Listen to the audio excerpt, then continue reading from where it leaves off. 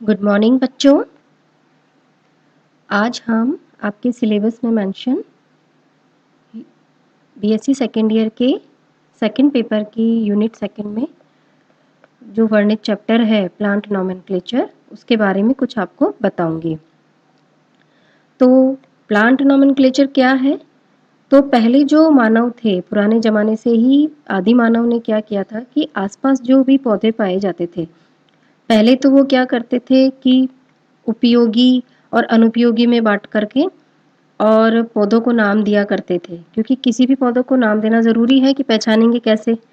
अतः विश्व के सभी भागों में एक ही पादप को अलग अलग नाम से जाना गया, और हमारे देश में भी ऐसा ही होता है। जैसे एक ही देश में पौधे को अलग अलग भागों में रहने वाले लोग स्थानीय नाम से पुकारते हैं, जैसे कि अरेकिस हाइपोजिया, जो कि मूंगफली का वनस्पतिक नाम है।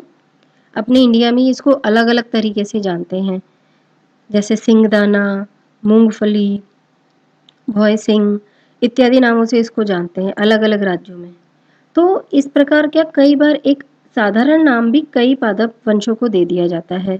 जैसे साधारण बोलचाल की भाषा में चिलगोजे का पौधा पाइनस जिरार्डियाना पाइन कहलाता है, और ये अलग अलग वंश जैसे कि एरोकेरिया, कैजुराइना, अगैथिस आदि के लिए भी प्रयोग किया जाता है। अतः पौधे का केवल स्थानीय नाम होना वैज्ञानिकों के लिए बहुत गंभीर स्थिति पैदा करता है, कंफ्यूजिंग रहता है ये।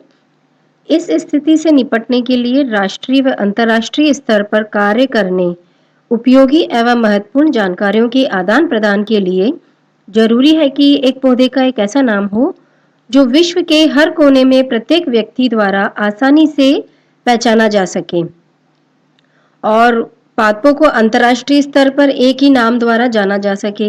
इस उद्देश्य के लिए जो पादपों में नाम निर्धारित करने की पद्धति होती है वह नामकरण कहलाती है। ये नाम पद्धति विज्ञान एवं वर्गीकी विज्ञान से पूर्ण रूप से संबंधित है, क्योंकि इसमें किसी भी ज्ञात पौधे का शुद्ध नाम निर्धारित किया जाता है। पादपों का नाम निश्चित करते समय अंतर्राष्ट्रीय वनस्पति कांग्रेस द्वारा निर्धारित किए गए नियम यूज करते हैं।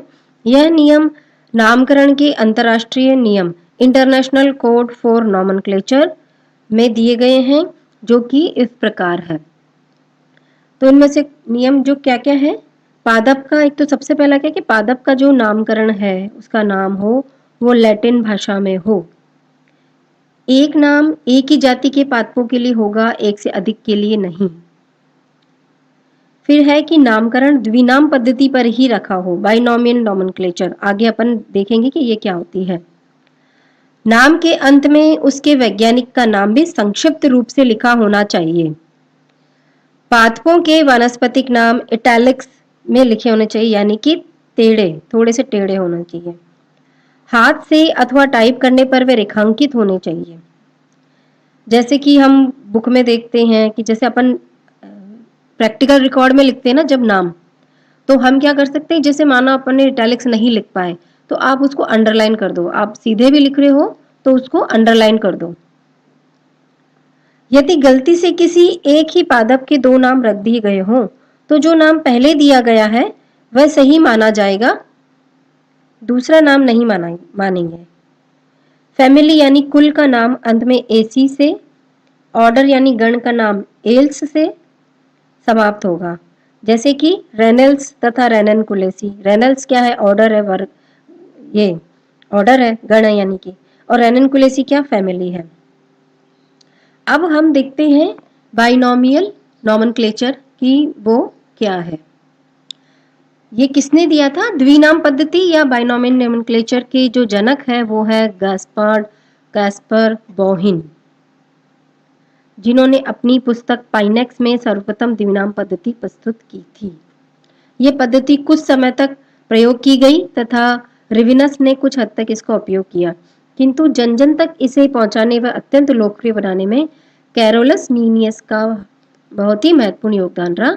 उन्होंने 1753 में अपनी पुस्तक स्पीशीज प्लांटरम 1753 में ये पब्लिश की गई थी, में इस पद्धति का प्रयोग करके इसको प्रायोगिक तौर पर व्यावहारिक बनाया। तो उनके अकॉर्डिंग, लीनियस के अकॉर्डिंग क्या है, किसी भी वंश का एक ही वंश नाम होगा। जैसे कि ब्रेसिका, परंतु इसके विभिन्न स्पीशीज के नाम अलग अलग हो सकते हैं जो उसी एक ही वंश के पश्चात लिखा जाएगा। जैसे ब्रेसिका नाइग्रा, ब्रेसिका क्या है? वंश का नाम है, जीनस का नाम, और नाइग्रा स्पीशीज है। तो ऐसे ही Brassica nigra, Brassica campestris, Brassica alba, Brassica oleracea, ये है।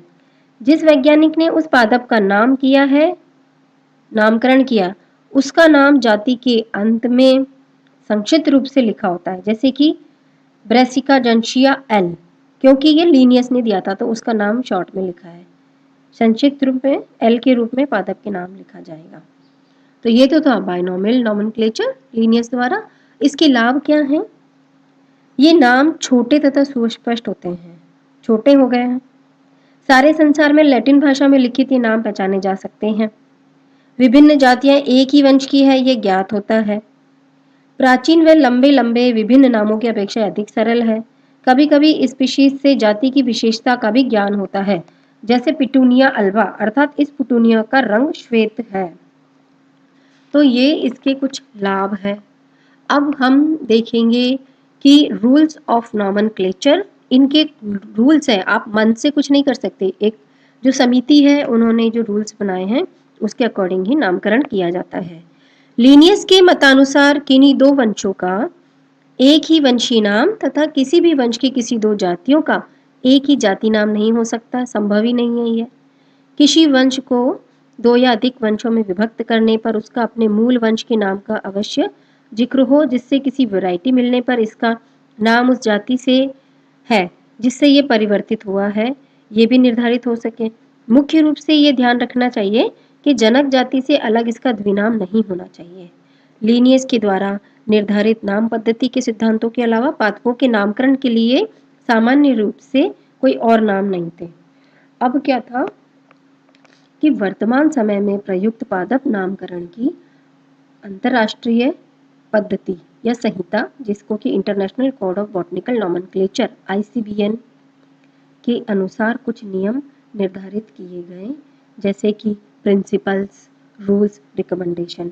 इनके अनुसार हम देखेंगे, इन टॉपिक्स के अनुसार हम देखेंगे कि प्लांट नॉमेनक्लेचर के क्या क्या नियम हम उन पर लागू करते हैं, किस तरीके से नामकरण होना चाहिए। तो सबसे पहले हम देखेंगे प्रिंसिपल्स को। तो 12वीं अंतर्राष्ट्रीय वानस्पतिक कांग्रेस में डी कैंडोल द्वारा प्रस्तुत इस नाम पद्धति में 6 सिद्धांतों का उल्लेख किया गया। कौन कौन से? पादप नाम पद्धति जंतु नाम पद्धति से बिल्कुल भिन्न है, सर्वथा भिन्न है। ये आप देख सकते हैं इसमें। किसी भी वर्गक या टैक्सन का नाम नामकरण प्रारूप यानी नॉमेनक्लेचर निर्धारित किया जाएगा। टैक्सन का नाम यानी वर्गक का उसके प्रकाशन की प्राथमिकता प्रायोरिटी ऑफ पब्लिकेशन पर निर्धारित किया जाता है। वर्गक को दिए गए विभिन्न नामों में से सर्वोत्तम दिया गया नाम ही शुद्ध होगा, उसे ही माना जाएगा। वर्गकों यानी टैक्सा के नाम सदैव लैटिन भाषा में ही रहेंगे। नामकरण के नियम पूर्वव्यापी होते हैं, रेट्रोएक्टिव होते हैं। ये तो थे प्रिंसिपल्स।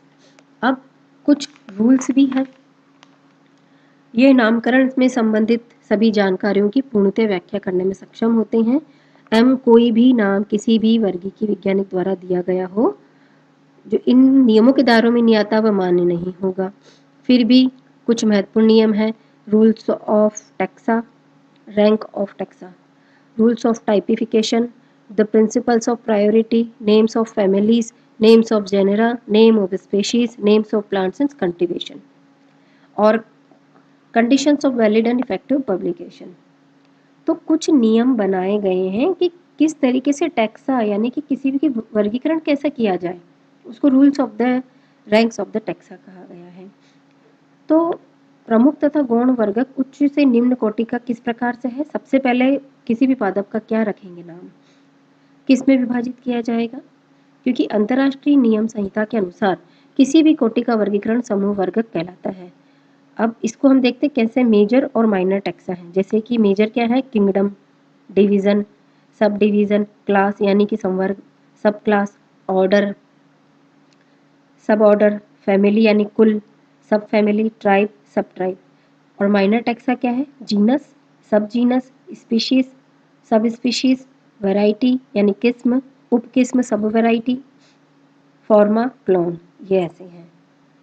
और अंतर्राष्ट्रीय संहिता के अनुसार वर्गीय श्रेणियां और इनके अनुलग्न भी है, जैसे कि डिवीजन हुआ, डिवीजन के नाम के अंत में फाइटा लगेगा, सब डिवीजन के अंत में फाइटिना लगेगा, क्लास के अंत में ऑप्सिडा लगेगा, सब क्लास में आईडी लगेगा, ऑर्डर में एल्स लगेगा, सब ऑर्डर में आईनी लगेगा, फैमिली में एसी और सब फैमिली में आईडी लगेगा, ट्राइब में ई इससे अंत होगा और सब ट्राइब में आईनी।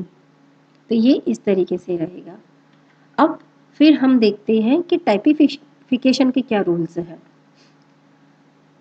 तो टाइप मेथड क्या है, जिसमें वंशीय नाम तथा कथित प्रारूप जाति को अभिग्रहित करने के लिए उपयोग की जाती है और जो बचे हुए रहते हैं पृथक हुए वंशों को अलग करके नाम दे दिया जाता है। फिर मूल वंश के बाकी बचे हुए वर्गों के लिए भी वंशीय नाम प्रयुक्त कर लिए जाते हैं। टाइपिफिकेशन में हम क्या करते हैं कि कुल वंश अथवा जाति का नाम या नामकरण किसी भी श्रेणी के प्रारूप के पादपों के प्रामाणिक वर्णन हेतु जो पादप संग्रहालय शीट सर्वप्रथम किसी पादप विशेष के लिए मूल रूप से प्रयुक्त हो उसे टाइप स्पेसिमेन कहते हैं। तो उसके कुछ श्रेणियां निर्धारित की हैं, जैसे कि क्या है, होलोटाइप। इस नामकरण प्रारूप के अनुसार वैज्ञानिक द्वारा लिया गया पादप स्पेसिमेन या और कोई सामग्री चित्र आदि हो सकते हैं। लैक्टोटाइप, किसी कारणवश अगर होलोटाइप लेखक द्वारा प्रकाशन के समय प्रस्तुत नहीं किया जा सके तो मौलिक सामग्री से जिस पादप प्रतिरूप का चयन करते हैं जो नामकरण प्रारूप के रूप में लिया जाता है चयन प्रारूप कहलाता है। आइसोटाइप, यह होलोटाइप का द्विक रूप है या उसकी द्वितीयक प्रति या डुप्लीकेट कॉपी माना जाता है। पैराटाइप या अपर रूप, यह वह पादप प्रतिरूप होता है जो होलोटाइप के अलावा मूल विवरण के साथ उद्धृत या साइटेड होता है। सिनटाइप, दो पादप प्रतिरूप उपलब्ध होने पर अगर मूल प्रारूप होलोटाइप चिन्हित न हो तो ऐसी स्थिति में लेखक द्वारा प्रयुक्त दो पादप प्रतिरूप में से एक को मूल प्रारूप तथा अन्य को सह प्रारूप कहा जाता है। आइसोसिनटाइप, ये सिनटाइप की डुप्लीकेट प्रति होती है जिसको कोटाइप और नियोटाइप में बांट सकते हैं। दूसरा आइसोसिनटाइप, आइसोनियोटाइप, उसको भी टाइप और प्रोपोटाइप में हम बांट सकते हैं। तो ये टाइपिफिकेशन के रूल्स थे। अब हम देखेंगे रिकमेंडेशन क्या हो सकती है। रिकमेंडेशन क्या होता है, इस सिद्धांत के अनुसार किसी निश्चित वर्ग की जो कि वर्गीकरण में प्रस्तुत है तथा कोटि वाले प्रत्येक वर्ग का केवल एक ही वैध या शुद्ध नाम होता है जो सबसे पहले विधि सम्मत तरीके से रखकर उसे प्राथमिकता दे दी जाती है एवं इसी के नाम का उपयोग सही अथवा न्याय संगत माना जाता है। इस सिद्धांत की उपयोगिता कुल से नीचे के वर्गों के लिए मानी जाती है तथा कुल से उच्च श्रेणी के लिए सिद्धांत मान्य नहीं है। किसी भी पादप का नाम जब तक वह वैध रूप से प्रकाशित नहीं हो जाता तब तक साइंटिस्ट द्वारा उसे स्वीकार नहीं किया जाता है। अगर एक वर्ग के एक से अधिक विधि सम्मत नाम होते हैं तो उस स्थिति में जो नाम सर्वप्रथम प्रकाशित होगा वो ही स्वीकार्य होगा। तो हमने ये देखे थे कि कुछ नॉमेनक्लेचर, इनके सब नाम है। अब ये तो है थे नॉमेनक्लेचर। अब हम देखेंगे कि हमने यहाँ तक देख लिए नॉमेनक्लेचर में किस तरीके से करते हैं। अब उसके बाद हम देखेंगे कि क्लासिफिकेशन कैसे किया जाता है, तो वो हम नेक्स्ट वीडियो में समझेंगे। Okay, thank you.